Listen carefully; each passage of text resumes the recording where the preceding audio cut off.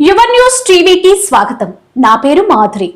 ఈ రోజు ఆగస్టు 15న 79వ స్వతంత్ర దినోత్సవ సందర్భంగా ఖమ్మం జిల్లా కాంగ్రెస్ ఆఫీస్ సంజీవరెడ్డి భవన్ లో జెండా పండుగ వేడుకలు ఘనంగా జరిగాయి.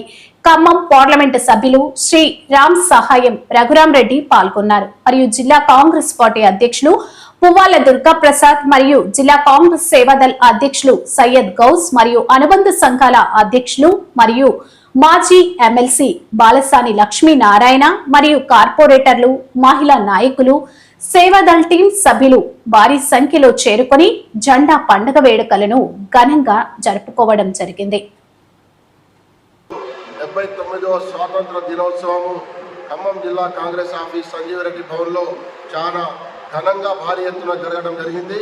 దీంట్లో ముఖ్య అతిథిగా మన ఎంపీ రామ్ సహాయం రఘురాం రెడ్డి గారు విచ్చేశారు. మరో ముఖ్య అతిథి జిల్లా కాంగ్రెస్ పార్టీ అధ్యక్షులు పువ్వాల దుర్గా ప్రసాద్ గారు కూడా పాల్గొన్నారు.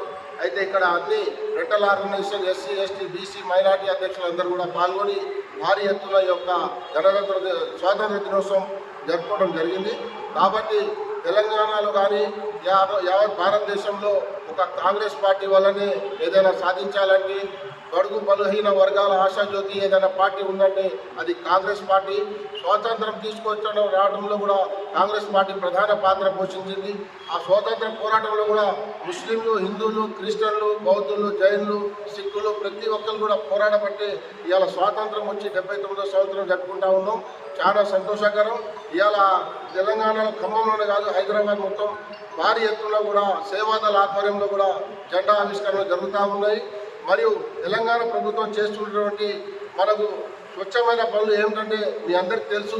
ఇవాళ కరెంట్ అయితేంది, ఉచిత బస్సు అయితేంది, సన్న బియ్యం అయితేంది, రైతు రుణమాఫీ అయితేంది, రైతులకి పంట భరోసా అయితేంది, ప్రతి ఒక్కటి కూడా రేవంత్ రెడ్డి గారు, బట్టి విక్రమార్క గారు, యావత్ మంత్రివర్గం కూడా ప్రత్యేకంగా శ్రద్ధ పెట్టి ప్రజలు బీద వాళ్ళకి కూడా ఒక్క ఇంటికి కూడా రేషన్ కార్డు ఇవ్వని 10 సంవత్సరాల టీఆర్ఎస్ పాలనలో ఇవాళ ఇంటింటికి రేషన్ కార్డు అందింది.